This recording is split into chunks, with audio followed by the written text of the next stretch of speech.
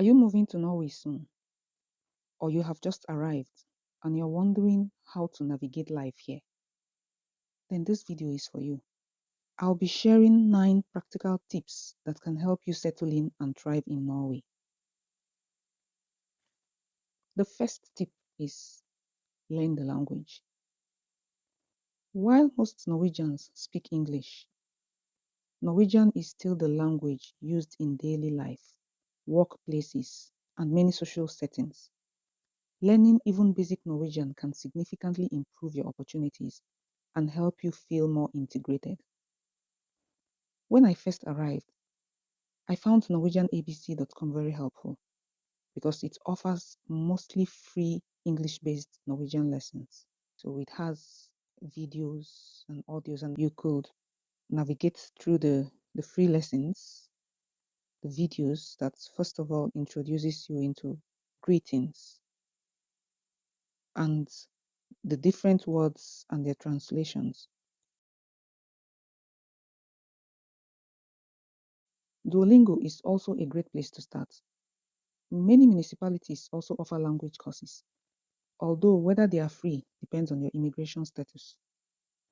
You can contact your municipality, known as commune in Norwegian, to find out what options are available to you.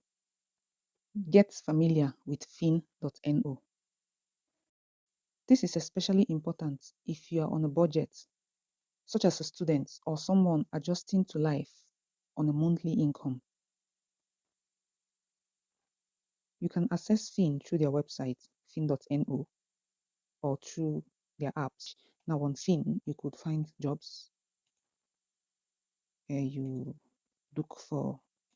just navigate to your location. Let's say you are staying in Oslo, and you could either choose the entire Oslo or you navigate down to your area, say Hellerud or wherever. And you navigate and look for the jobs. You look at the announcements there. You could still filter it further based on education, work experience. If you would want home office, you would understand this better if you can translate it to your language. This is translating it into English. So the place where you buy things or you get things for free is the Torget, which translates in English to the square. And you could, the same thing, navigate down to your location, let's say Oslo.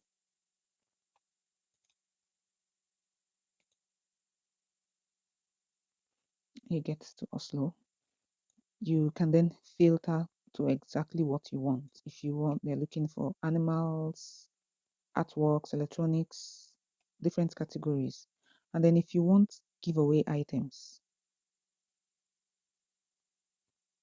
you go to Isboot. Isboot is giveaway in English. Isboot translates to giveaway in English.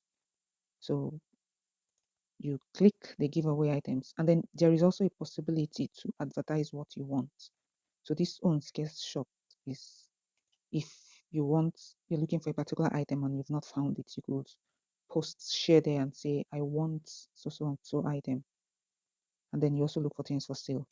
So if you want giveaway items, it also follows the same procedure. You narrow down to your location and look at what is available for giveaway. You can look for what is available for giveaway. You can find different things. You can practically furnish a house using giveaway items. And most times, people tend to give a little more explanation about what they are giving out and if it's still functioning well. This is a refrigerator that the owner says it is not working properly. The refrigerator is not working properly while the freezer is working. Therefore, it's being given as a repair items. So you choose to pick it up, and then some also give out because they are moving. You read the description, and then if you are interested, you send a message to the advertiser. Now, you can also, sometimes you also arrange pickup. You send a message to the advertiser and you arrange pickup, and sometimes they also agree to send it by delivery. Now, you could also go for the items that are for sale. And in each of these sections, you could filter down to what you want. So this is a website I would encourage every new person in Norway to get familiar with. You could get, as with the coming winter, you could get winter clothes, winter jackets, people willing to give away things that are still good. Think of Finn as Norway's marketplace for almost everything. You can also set up notifications for specific items you're looking for. Tip number 3, sign up for store membership programs. Most shops in Norway offer some form of membership benefit, and in many cases, it's completely free. You receive weekly offers and discounts that can help reduce your expenses, especially for someone on a budget. Buy budget brands. Norway can be quite expensive, so my fourth tip is to look out for budget brands in grocery stores. Coop has Extra, Rema 1000 has Prima and R, while Kiwi has first price products. These products are not lower quality or unsafe. They meet the same food safety standards as other brands, but are often cheaper because of simpler packaging or minor differences in specifications. For example, first price onions are simply smaller than the premium alternatives. My fifth tip is to always check the unit price of items. By law, retailers in Norway display the unit price of products, usually per kilogram, liter, or piece. I have found products that appeared cheaper at first glance, but actually had a higher unit price than more expensive looking alternatives. This is especially important for families or anyone trying to stretch their food budget. Check the too good to waste zone in grocery shops. Grocery stores in Norway usually have a dedicated section for discounted food items. These products may be approaching their best before dates, have slightly damaged packaging, or include fruits and vegetables that are perfectly edible but no longer look their best. These sections are particularly useful if you plan to consume the food the next day. They have different names depending on the store, such as Matreda in Coop and Forshat Go in Kiwi. Discounts can range from 40 to 50% off to special low prices on selected items. Like in Kiwi, in the Forshat goods section, every item you pick would be at 9 krona per kilogram. These foods are not spoiled, as stores are required to ensure that products being sold are still safe for consumption. 7. Learn waste sorting. Norway takes waste management very seriously. You will quickly notice separate bins for food wastes, plastic wastes, paper and cardboard wastes, glass and other materials. It is worth taking a little time to learn how waste is sorted. If you're unsure where an item belongs, check the packaging. Products made for the Norwegian market usually indicate exactly how they should be sorted. For example, milk and juice cartons often have plastic caps attached, but the packaging will specify that the entire carton should be recycled as cardboard. Made for the Norwegian market specifies where it should be discarded, either as glass waste, metal waste, paper waste, even packages as little as garlic bags specify where it should be discarded. Sometimes you might be conflicted if it's paper or if it's plastic or if it's anything. Check the packaging. Sometimes they expect you to discard everything together.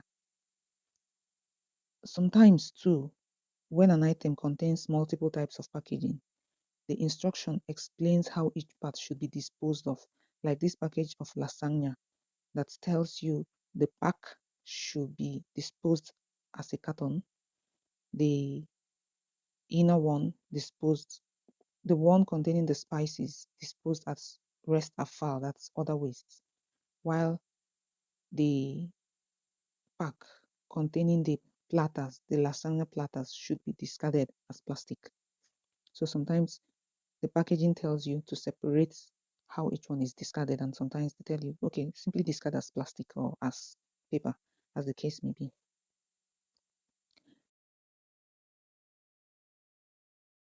The eighth tip concerns returning bottles and cans for money.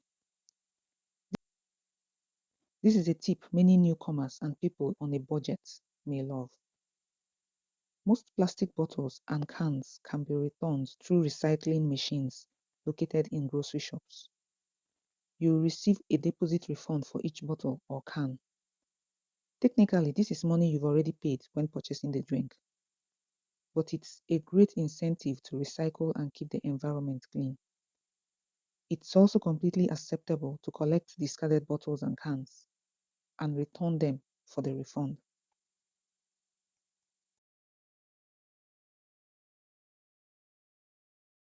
Finally, understand that the Norwegian culture can feel reserved compared to many other countries.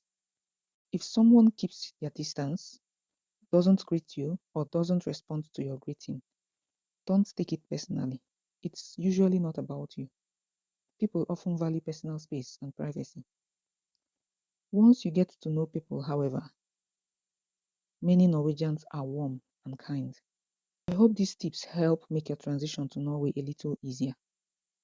If you've recently moved here, let me know in the comments what has surprised you the most about life in Norway. And if you found this video helpful, don't forget to like, subscribe, and share it with someone planning to move to Norway. Thanks for watching, and I wish you a wonderful stay in this beautiful country.